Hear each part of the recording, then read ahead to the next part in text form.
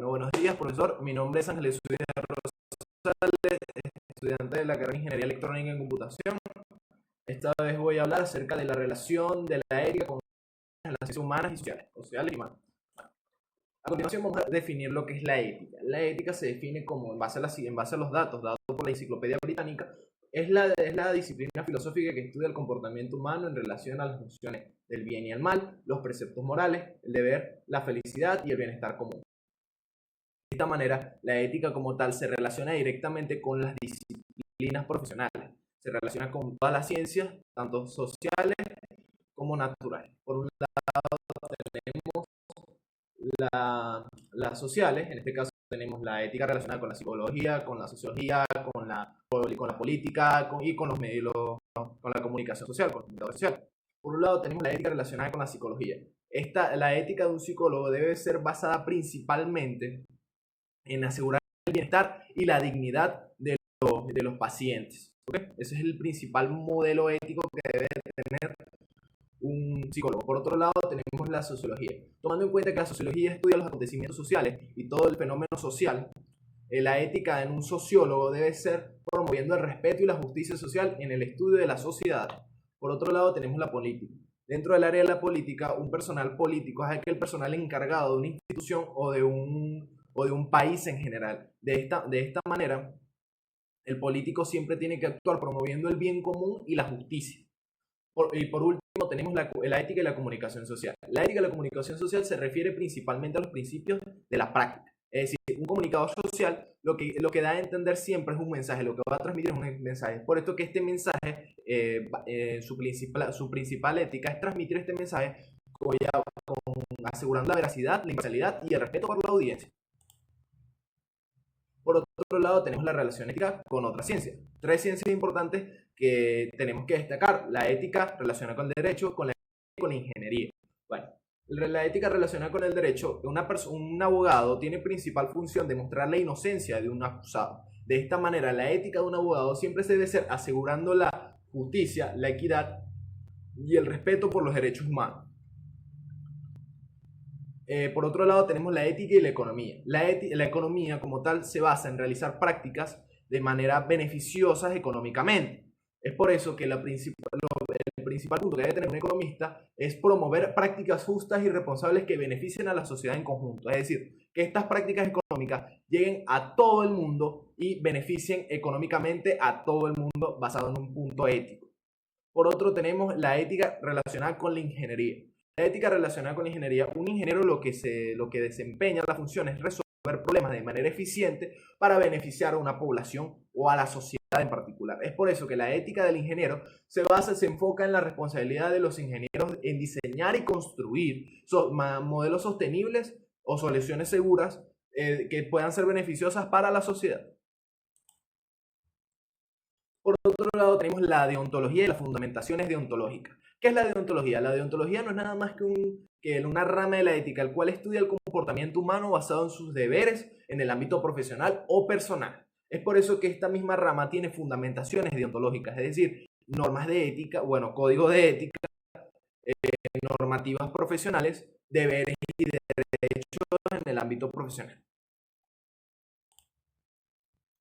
Por otro lado, tenemos los códigos de ética. Existen dos puntos preliminares del código de ética. Está el código de ética general y el código de ética profesional. El código de ética general no es nada más que las normativas o las leyes que debe seguir un profesional para desempeñar un cargo en particular. Es decir, no desacatar ciertas normas o no desacatar ciertas leyes. Por otro lado, el código de ética profesional es esas mismas normas, esos mismos códigos, pero desempeñado en un área profesional en particular, sea en el área de psicología, en el área de contaduría, en el área de ingeniería, en el área del doctor, de medicina, etc. Bueno, por un lado tenemos el código de ética del ingeniero. El código de ética del ingeniero lo que trata principalmente los éticos dentro de un ingeniero y es lo que debería no seguir en el ámbito ingeniero. Uno de estos puntos, en base a estos artículos, tenemos uno importante, el cual es la ilegalidad. Es decir, violar o permitir que se violen las leyes, ordenanzas y reglamentaciones realizadas con el cavar de ejercicio profesional. Lo que nosotros debemos cerciorarnos es siempre desacatar cada uno de estos artículos para poder mantener nuestra ética acorde.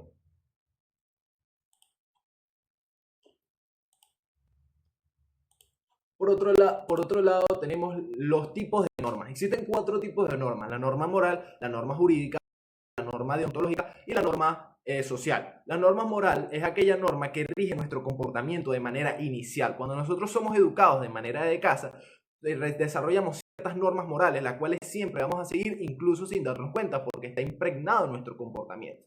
Por otro lado, tenemos la norma jurídica. Es la norma que se basa principalmente en las leyes. Estas normas no se pueden violar porque sería un desacato general a la ley o a la constitución de un país. De un país en general. Tenemos después la norma deontológica. Esta norma principalmente es la que nos dictamina la forma en que nosotros debemos comportarnos en el ámbito profesional.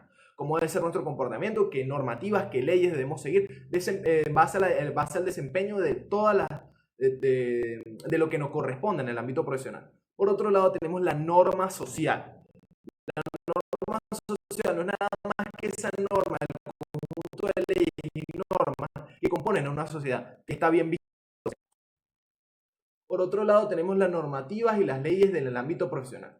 Tenemos la normativa en la ética profesional y tenemos la normativa, la ley de ejercicio profesional. La normativa de la ética profesional no es nada más que ese conjunto de normas, ese reglamento, el cual nos determina a nosotros cómo debemos actuar en nuestro campo profesional. Por ejemplo, lo que acabamos de ver es el código de ética de un ingeniero, pero también corresponde al conjunto de normativas que debe tener un personal ingeniero en todo momento. ¿Okay? Por otro lado, tenemos la ley del ejercicio profesional. Estas son leyes y regulaciones específicas que afectan a una profesión en particular. Estas leyes pueden variar según el país y según la especialidad profesional. Cada ejercicio, cada país tiene ciertas leyes que deben ser acatadas por profesionales en distintas áreas permitidas.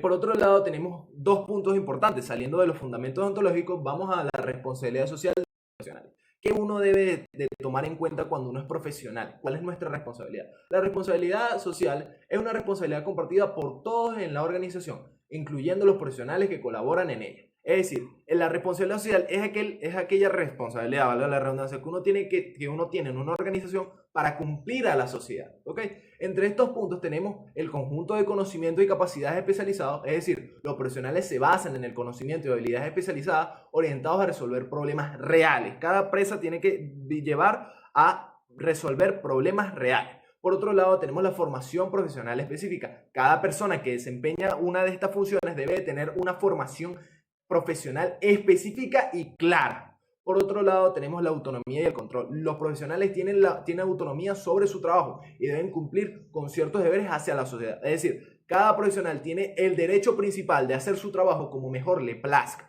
Sin embargo, hay profesionales que toman esto como a criterio muy personal y no le prestan atención a los deberes éticos. Por ejemplo, el caso de que un profesor tenga el derecho de dar la clase como le parezca, no le da el derecho de que dé las clases de manera sosa o aburrida, porque estaría faltándole a un código de ética principal, más que todo si lo está proveyendo. Por otro lado, tenemos el servicio a la comunidad. Aunque no esté en el mandato explícito, los profesionales tienen deberes hacia la sociedad. Es decir, aunque no es como tal un requerimiento, los profesionales siempre tienen que trabajar en base a la sociedad, a la comunidad en particular. Por otro caso, tenemos obligaciones y derechos en la práctica profesional del egresado de la UNI. ¿Cuáles son las obligaciones que debe tener una persona cuando vaya a desempeñar nuestras prácticas profesionales en la universidad? Tenemos cierto tipo de derechos. El primer derecho es ser tutelado por un profesor de la universidad o un profesional de la entidad donde se realizan las prácticas. Y uno de los derechos importantes, pero también como tenemos derechos, tenemos deberes. Uno de los deberes importantes dentro de la práctica del profesional egresado es cumplir con su actividad académica y formativa. Esto es uno de los deberes y uno de los derechos. Por otro lado, tenemos la cultura mediática. La cultura mediática no es nada más que ese patrón que se genera dentro de los medios de comunicación que puede afectar tanto en nuestra vida, valores, normas, libertades y prácticas sociales, también como nosotros mismos. Por un lado tenemos cuáles son los efectos en la vida cotidiana. Nos habla que el efecto en la vida cotidiana, la cultura mediática influye en nuestras rutinas diarias. Cuando nosotros nos influenciamos en base a las redes, a los medios de comunicación, podemos podemos trabajar de manera distinta al momento de que en nuestro día a día. No sé si le ha pasado que cuando uno se influencia mucho por las redes sociales, nosotros nos llegamos a percatar de que hay días que son más sosos, más pesados con respecto a otros. Por otro lado, tenemos valores y normas. ¿Cómo interfiere esto en nuestros valores y normas? Los medios de comunicación tienen un papel crucial en la formación de valores y normas sociales. Cuando una persona se ve influenciada siempre por los medios de comunicación, suele verse afectados sus valores y sus normas, basado en lo que consume y basado en lo que ve. Bueno, y lo que experimenta por lo general. Luego tenemos la libertad. La cultura mediática puede tanto proveer la libertad de expresión como limitarla, ¿ok? Nosotros tenemos el derecho para poder expresarnos de manera libre en el momento de que de que trabajamos con medios de comunicación, pero esto también nos puede impedir, como es el caso de lo que está pasando hoy en Venezuela. Prácticas sociales. Entre las prácticas sociales podemos ver como las que forman, en las que nos comunicamos y las socializamos. Es decir, todo el enriquecimiento cultural y mediático que tenemos trabaja principalmente en nuestras prácticas sociales, en la forma en que nos llegamos a comunicar y a socializar con otras personas. Pero como estos efectos en el ámbito de la cultura mediática también nos afectan en el ámbito personal. En los 3 puntos que nos afectan es en la identidad de percepción, en el comportamiento y actitudes y en la salud mental. En la identidad de percepción, en base a lo que nosotros consumimos, la exposición constante de los medios puede afectar a la percepción que tenemos de nosotros mismos y de los demás. Por otro lado, el comportamiento y actitudes, los medios pueden moldear nuestra actitud y comportamiento. O sea, pueden hacer que en base a lo que nosotros consumimos nos empecemos a comportar y a tener actitudes. Si empezamos a consumir metiéndonos en el área de política, si empezamos a consumir mucho contenido de izquierda, podemos llegar a tener pensamientos comunistas o marxistas. Si estamos consumiendo mucho contenido de derecha, podemos llegar a tener pensamientos o comportamientos o actitudes en el ámbito liberal o en el ámbito de derecha. Por otro lado, llega a afectar la salud mental. La cultura mediática es crucial en la salud mental, porque puede generar incluso preocupación o angustia en la población en particular, basado en los medios o en todo lo que podemos llegar a consumir, y más que todo en el ámbito noticiario. Bueno, y de esta manera espero que les haya gustado mi exposición. Terminamos. Muchas gracias.